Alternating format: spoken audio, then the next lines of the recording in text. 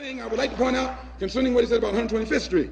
We don't waste our time on 125th Street, but you can reach more people in the street who want to change than you can in the bourgeoisie society, the bourgeoisie church, and the bourgeoisie circles. Our program is directed toward the man in the street. So we spend our time in the street, and what we do with that man, instead of trying to change the white man in your mind and make you accept us, we change the mind of the black man and make him accept himself. And as soon as he accepts himself, he'll solve his own problem. He won't be trying to force himself into your factory and into your bedroom and into your kitchen. Growing up in the hood, we were just trying to get rich or die trying, as we had the hunger for more and were tired of begging for mercy from the law after being traumatized from all the reckless shit that we saw. The thoughts of a predicate felon were all that plagued most of us who were baptized in poverty, with skin that had any melon.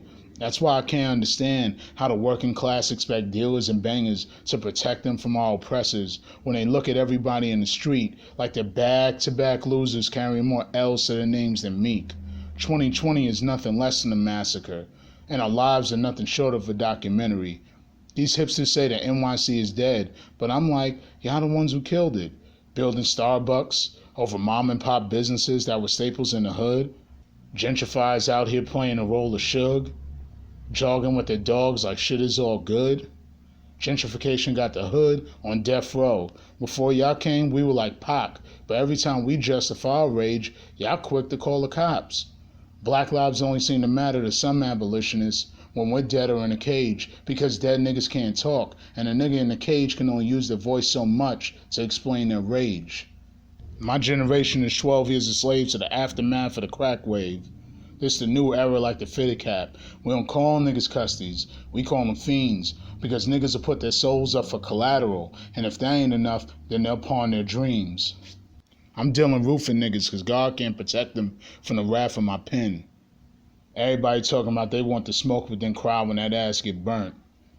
A bird chest cornrow wearing ass nigga that dates somebody that works at the Vera Institute can never cancel me because I never subscribed to him in the first place.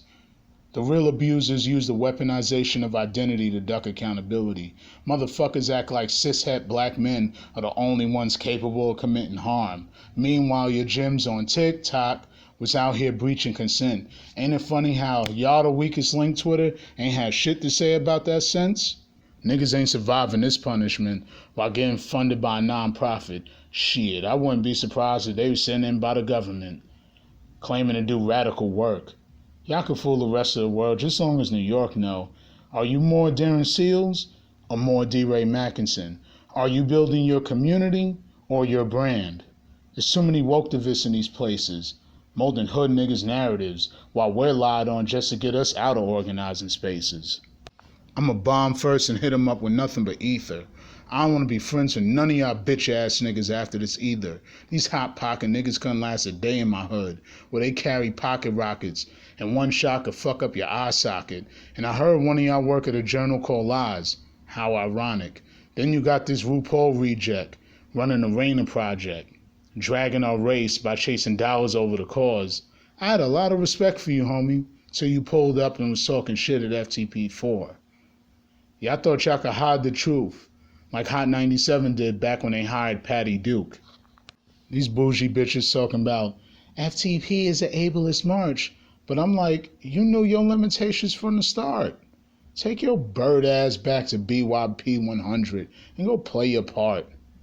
Then you got these other niggas talking about we're transphobic. We all know that's a lie. When it was time to pop off, y'all was a no-show.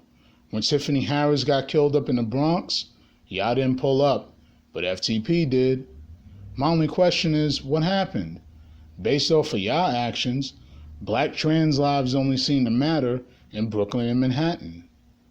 When you ask who's the best poet, I'm sicker than your average. The old me is dead now.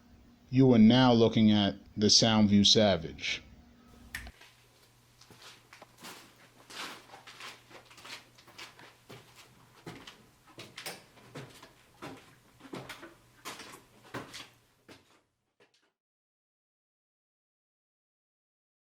All of them eating off Mike Brown death, though.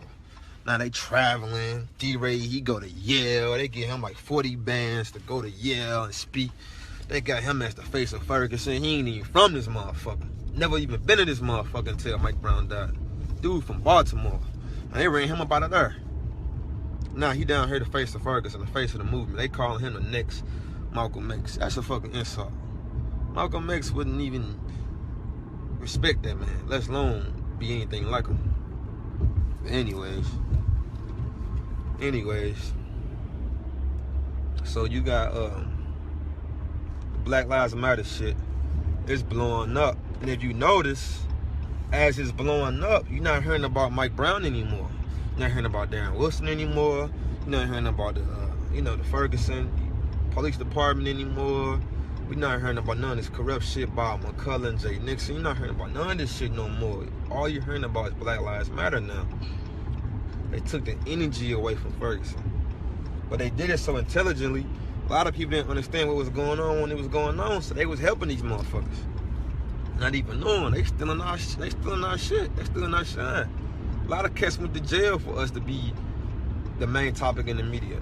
A lot of cats risked their life. Spook got shot in the head. She could be dead right now.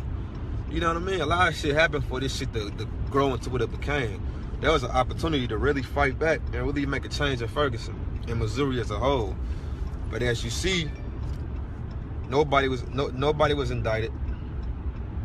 Most of the people that was in office still in office, and nothing really happened.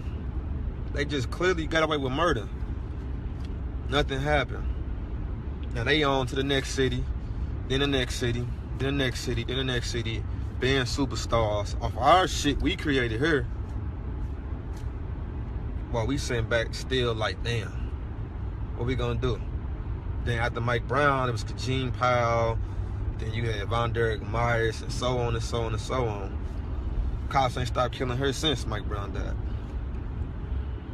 And what Black Lives Matter doing about it?